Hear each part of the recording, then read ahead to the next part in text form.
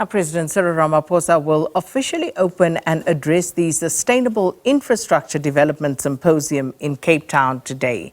SIDSSA is a platform that brings together critical role players in the infrastructure investment space. Now, for more on this symposium, let's cross now to Simphiwe Ncongwane, who's in the mother city, to find out what we can expect on this day. And of course, Simphiwe, good morning. Infrastructure development always touted as perhaps one of the surefire ways to kickstart the economy and to get, more importantly, I suppose, people working. So what can we expect from today's symposium?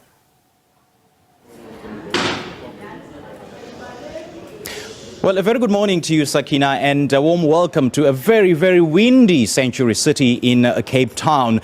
And this year, Sanctuary City is the home, as we've mentioned, of the Sustainable Infrastructure Development Symposium South Africa, which is essentially, a platform to gather all the critical role players and stakeholders in the infrastructure development and investment space. And it's a known fact that infrastructure investment, of course, is a very critical catalyst for the economic growth for all developing countries. And what we've observed, Sakina, over these past years is that infrastructure investment needs, or rather the future investment needs for developing countries, far exceed what the government is spending, hence leading to a very significant infrastructure financing gap.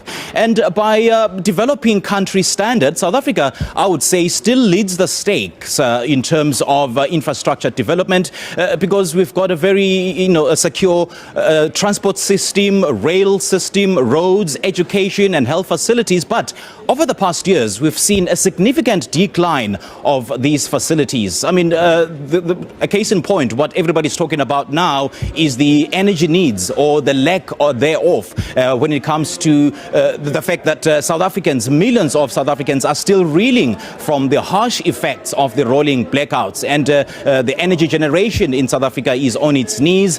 The rail system is in shambles. I mean, at some point, South African rail system has been one of the greatest and biggest in South Africa. I'm talking about over 20,000 kilometers of railway infrastructure that still snakes around South Africa. But then it debilitated over the past years. And there's also the issue of access to water. And case in point, of course, is the Rooiwal water treatment plant in Pretoria, which has since been abandoned by the government. And I'm talking about 300 million rand, which has since been abandoned. And it's been at the center of the cholera outbreak just a few months ago, which led to the loss of 17 lives. So the problem, what is the problem? We need to diagnose the problem. Where are the gaps? And what is the genesis of the problem? And will this symposium answer some of these questions that South Africans have been grappling with over the past few years? Well, we certainly hope so. And we'll have a very critical conversations with some of the role players and stakeholders. I know that the Minister of